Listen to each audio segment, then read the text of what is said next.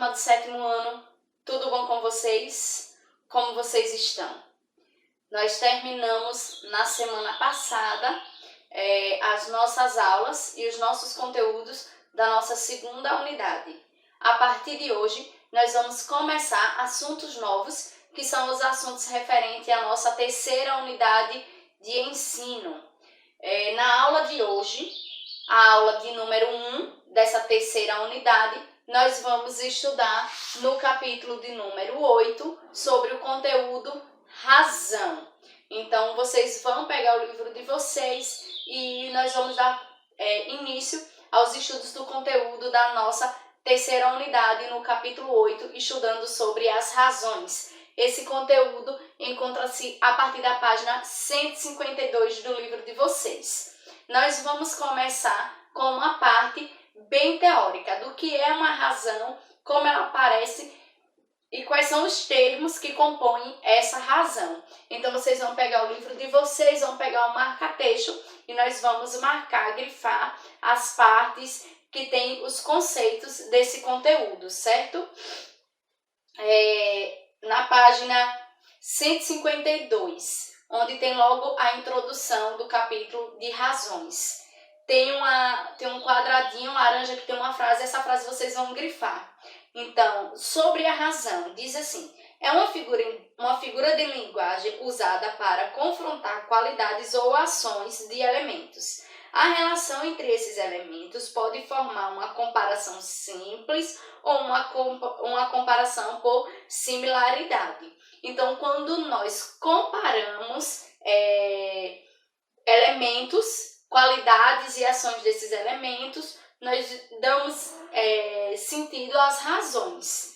Aí na página 153 em cima, vocês não vão precisar grifar, mas acompanhem. Tem assim: em matemática, comparar duas grandezas significa dividir uma pela outra. Na verdade, grife isso é importante. Então, em matemática, quando a gente compara grandezas, nós estamos na realidade encontrando a razão.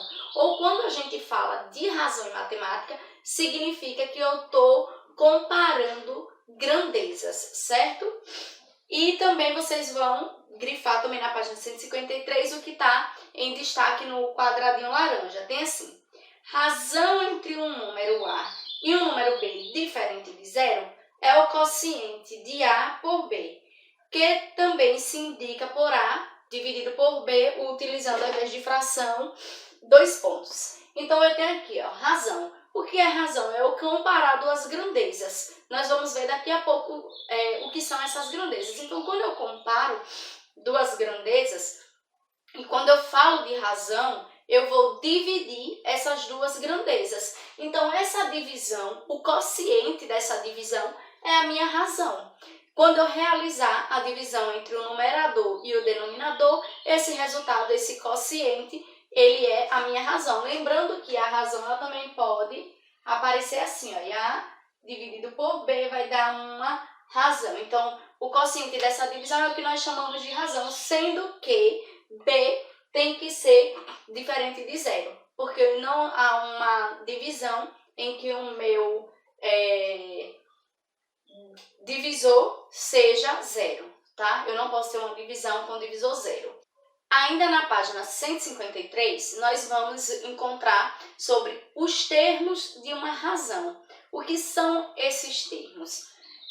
Quando a gente compara essas grandezas, quando nós estamos fazendo comparações, quando queremos calcular a razão, nós estamos trabalhando com divisões em forma de fração ou realmente uma divisão na forma canônica ou natural que ela aparece.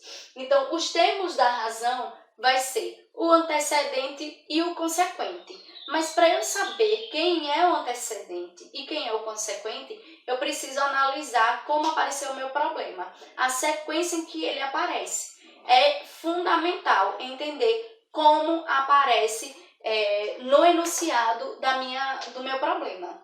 Na página 153 tem assim: se quisermos comparar o número de meninas em relação ao número de meninos, indicamos assim. Então, tome como exemplo uma sala de aula em que nessa sala tenha 36 meninas e 12 meninos. Quando eu comparo a quantidade de meninas em relação à quantidade de meninos, eu estou calculando uma razão. Eu estou fazendo uma comparação, logo eu estou calculando a razão.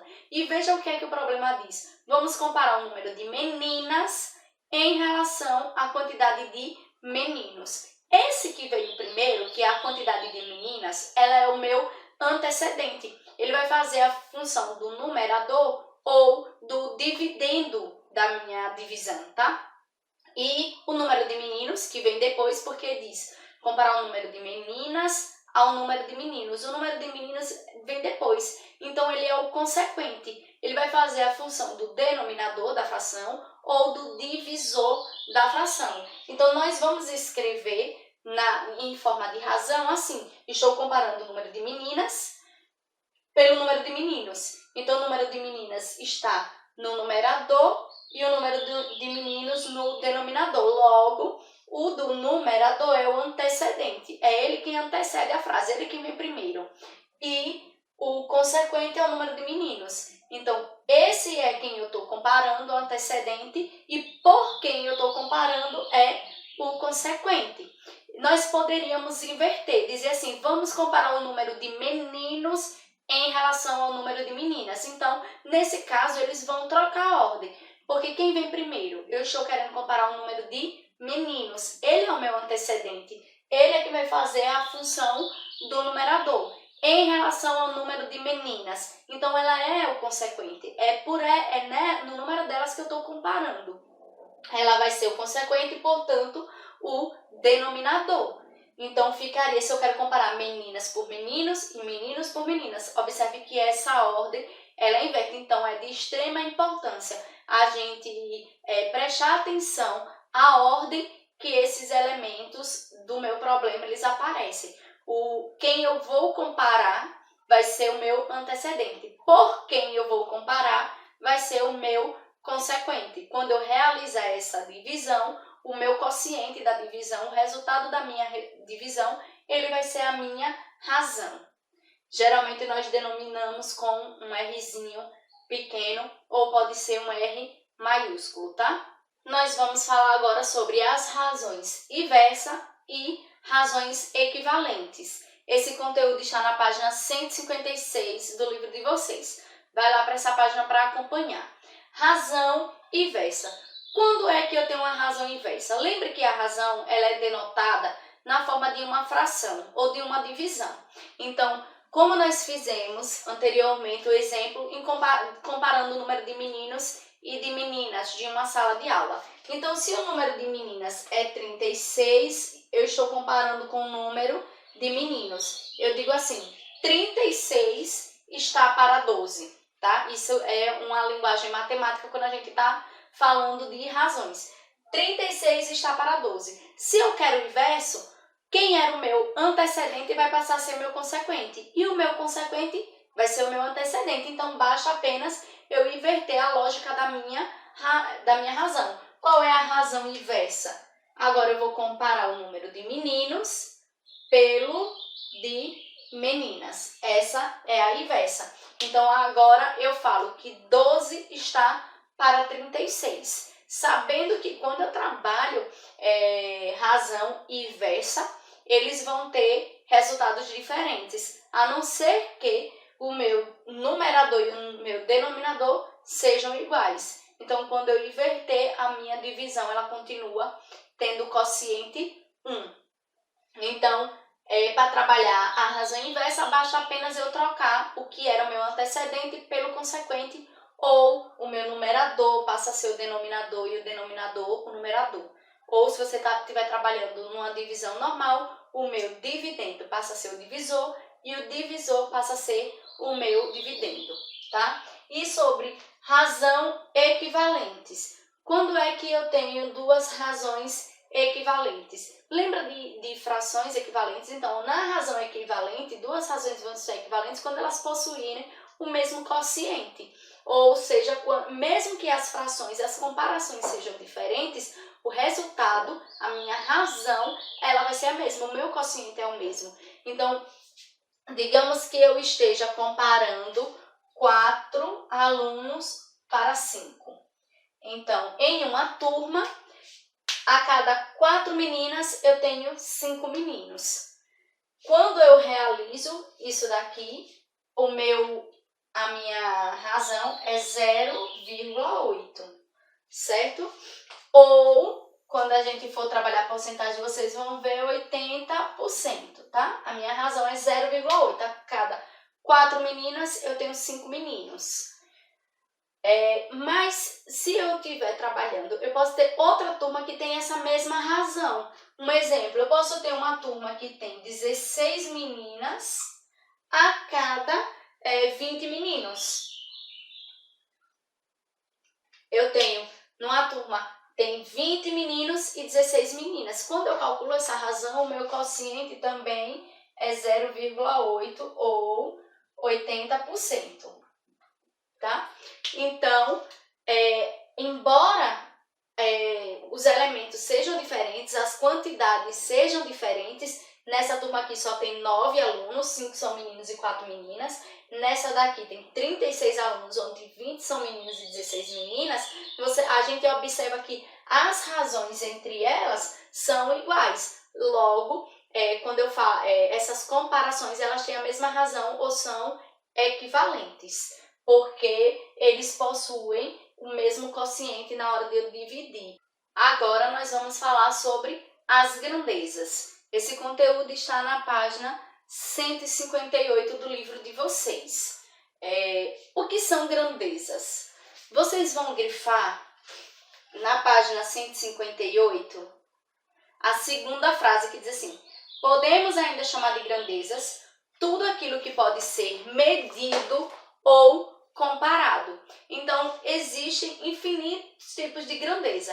Tudo que nós podemos medir ou comparar, isso é uma grandeza. Então, quando nós falamos de comprimento, de idade, tempo, altura, peso, volume, tudo que nós podemos medir ou comparar, isso é uma grandeza. A grandeza pode ser idade, pode ser dias, pode ser qualquer coisa com relação a tempo, qualquer coisa com relação a comprimento, a velocidade. Então, quando a gente trabalha essas unidades que podem ser mensuradas, medidas ou comparadas, elas são chamadas de grandezas. E nós podemos calcular as razões de grandezas que sejam da mesma espécie ou grandezas que sejam de espécies diferentes. Nós vamos ver aqui exemplos dela. Pega aí o livro de vocês na página 158. Tem assim, ó, razão entre grandezas da mesma espécie. Razão de duas grandezas é a razão entre dois números que exprimem quando medidas com a mesma unidade. Aí tem um exemplo aí na letra A, tem assim: o salário de Maria é R$ 1.500 e o de João é 1.250. A razão entre o salário de Maria e o de João é igual a. Lembre que o que vem primeiro é o meu antecedente. Ele vai ser o meu numerador ou o dividendo. E quem vem depois, que é por quem eu estou comparando, ele vai ser o meu denominador ou, no caso, o meu divisor. Então, quando eu vou calcular a razão nesse exemplo, nós vamos pegar o número do salário, a quantidade do salário de Maria e dividir pela quantidade do salário de João, resultando assim em um quociente, e esse quociente é chamado de razão, tá? Então, observe também que aqui nós comparamos as mesmas grandezas. Quais foram as grandezas? Real, porque os dois salários trata-se de dinheiro e estão em real. Então, essa grandeza é valor de dinheiro, valor em real. Tanto o salário de um como o salário do outro são expressos pela mesma grandeza, que é valor de dinheiro ou real. Já na letra B tem assim: a altura de Bruno é 1,70 m e a de Vitória é 1,20 m. A razão entre a altura de Vitória, observe que o problema deu primeiro a altura de Bruno, depois deu a altura de Vitória. Só que quando ele vai falar de razão, ele diz assim: a razão entre a altura de Vitória Vitória é o meu antecedente, apesar do valor dela ter aparecido depois.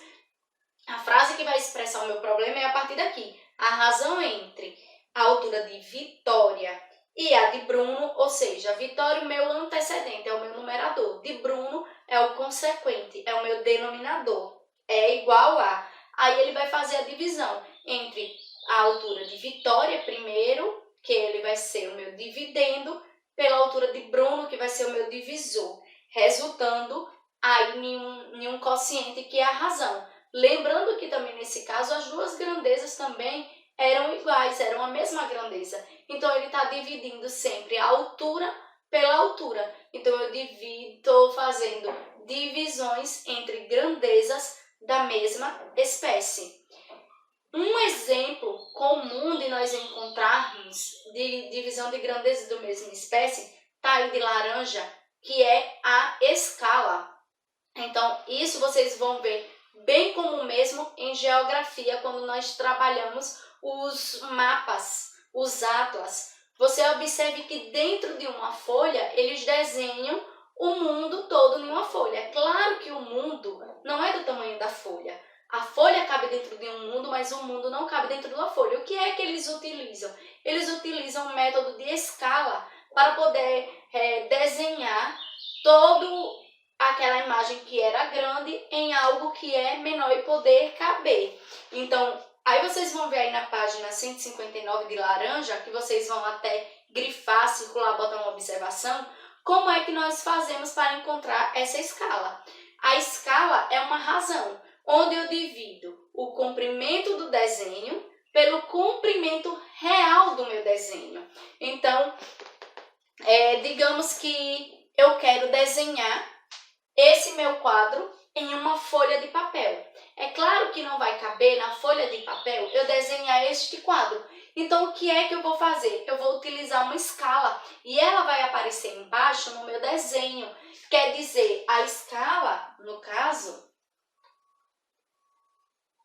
é eu dividir o meu desenho, tamanho do meu desenho, né? Vou botar aqui tamanho, pelo tamanho real do que eu desenhei.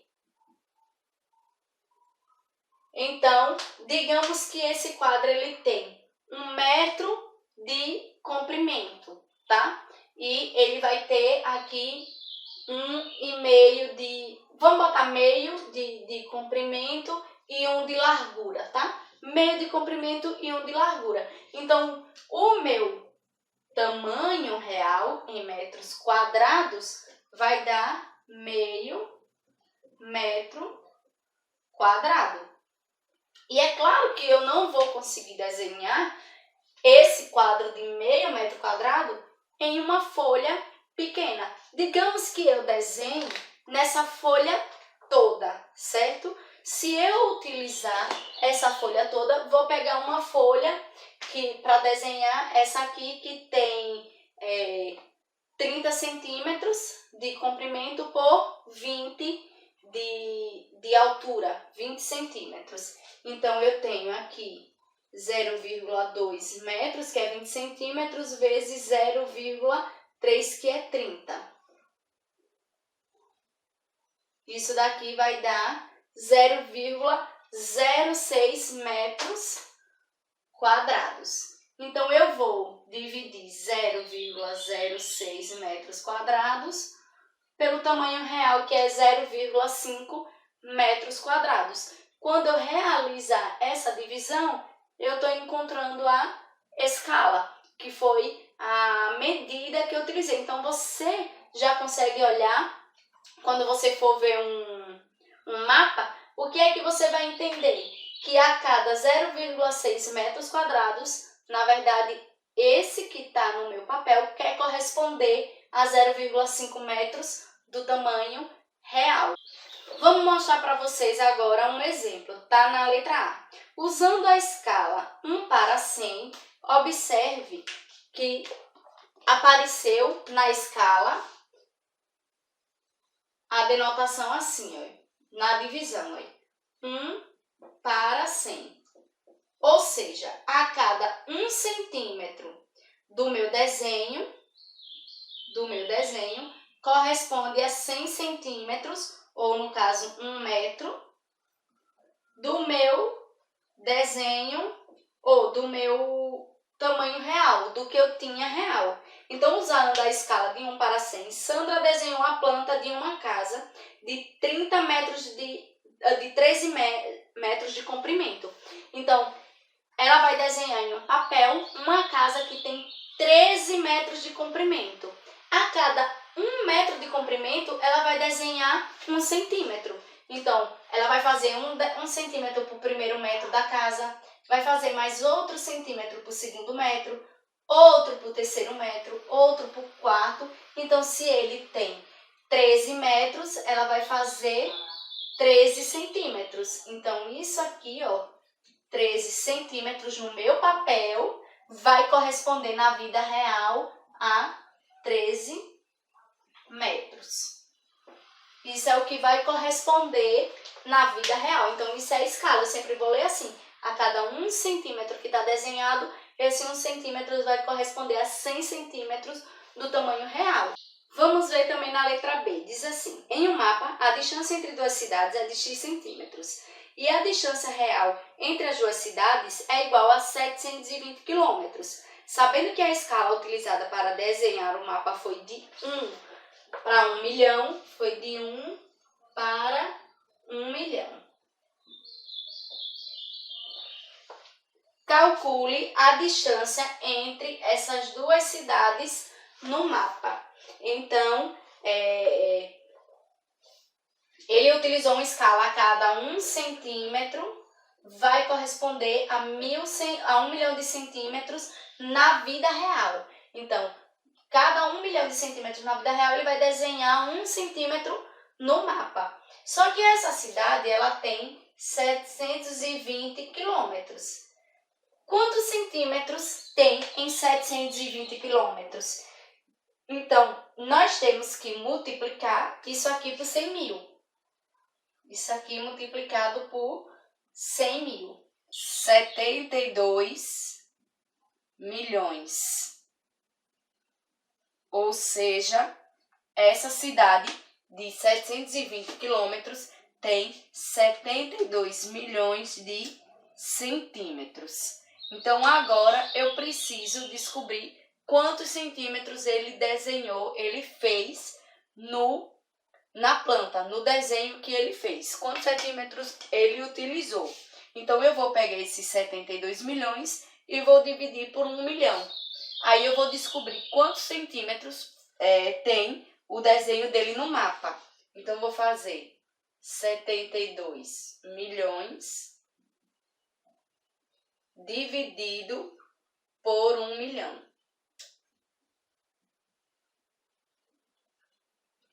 Isso aqui vai dar 72. Então, porque aqui, né, 6 zeros, eu posso anular com 6 zeros. Dá 72. Como nós estamos trabalhando, todas as unidades são a mesma, são grandezas da mesma espécie, todas têm centímetro, então 72 centímetros. Então, esse mapa dele, essa cidade que tem, na realidade, 720 quilômetros, no papel, ela vai ser desenhada em apenas 72 centímetros. Nós vamos falar agora sobre as grandezas de espécies diferentes. Na página 160 do livro de vocês vai trazer outras razões especiais, que são comparações entre grandezas de espécies diferentes e quando a gente precisa encontrar razão, dividir um por outro. Então, veja aí os exemplos de grandezas especiais que o livro trouxe. O primeiro que ele falou foi sobre a velocidade média. Essa grandeza, aqui, essa razão, é muito utilizada na física, da velocidade média. O que é essa velocidade média? Eu vou comparar a distância percorrida com o tempo gasto. Então, eu vou dividir a minha distância que eu percorri pelo tempo. Sendo assim, eu vou ter uma velocidade média de qual foi a quilometragem por hora que eu andei, uma média. Então, ó, tem um exemplo. Papai fez a viagem de Fortaleza para João Pessoa em 5 horas. Sabendo que a distância entre as duas cidades é de 1.000 quilômetros, calcule a velocidade média da viagem de papai. Então, tá aqui, velocidade média, eu dividi a distância percorrida pelo tempo gasto. Nesse exemplo, o pai percorreu 1.000 quilômetros em 5 horas. Então, 1.000 quilômetros de distância percorrida pelo tempo gasto, 5 horas. Quando eu divido 1.000 por 5, eu tenho 200. E agora, qual vai ser a unidade de medida? Já que eu estou usando duas grandezas diferentes. Eu estou usando comprimento e tempo. Vai ser em quilômetro ou em hora? Na verdade, é uma junção dos dois. É quilômetros por hora. E nós estamos acostumados a ouvir isso. Exemplo, a gente diz assim, fulano estava andando a 80 km por hora. O que isso quer dizer? Que a cada hora ele percorreu 80 km. Se ele andar por 2 horas, ele vai andar 160 km. Outros exemplos de razões especiais é a densidade demográfica. Em geografia nós estudamos isso. Estamos acostumados a pensar que um país ele é mais denso demograficamente quando ele tem muitas pessoas que moram no país, mas não é. Nós precisamos comparar a quantidade de pessoas que moram com o território do país. Então, para calcular uma densidade demográfica, eu preciso, está no livro de vocês, viu? Dividir o número de habitantes pela área da região. Assim, eu vou encontrar quantas pessoas convivem em 1 metro quadrado. É uma média, tá? Também tem o consumo médio. O consumo médio é saber, em um veículo, quanto ele está consumindo para andar com 1 litro de gasolina. Quanto ele anda. Então, digamos que você tem uma moto que você botou 5 litros de gasolina e andou 50 quilômetros. Quando você vai fazer o consumo médio, você vai dividir a distância percorrida, que é os 50 quilômetros, pelo combustível, que você botou 5 litros. Então, ele vai andar, você vai ver que vai dar 10 como resposta, 10 quilômetros por litro. Ou seja, a cada 1 litro que você colocou, a sua moto andou apenas 10 quilômetros. Consumo médio é dividir a distância percorrida pelo volume do combustível consumido. E na página 161 vocês vão ver renda per capita. Isso é muito utilizado no mercado financeiro, na aula de educação financeira. Nós vimos sobre a renda per capita. O que é a renda per capita? É a razão, eu dividir o meu PIB, que é o Produto Interno Bruto, pelo número de habitantes do país. Então, cada país vai ter uma renda per capita, porque vai depender do Produto Interno Bruto e vai depender de quantas pessoas habitam naquele país. Grifem e anotem essas razões, tanto essas que são especiais quanto aquela da escala, porque para resolver esse problema vocês vão precisar delas. E se você já tem isso na sua mente, já está mais fácil, facilita na hora de resolver os problemas. Como exercício, vocês vão fazer a atividade das páginas 155, as questões 1, 3 e 4, e na página 162 e 163, as questões 14, 15, 17, 18, 20 e 23. Fiquem atentos porque não são todas as questões. Bons estudos e até a próxima.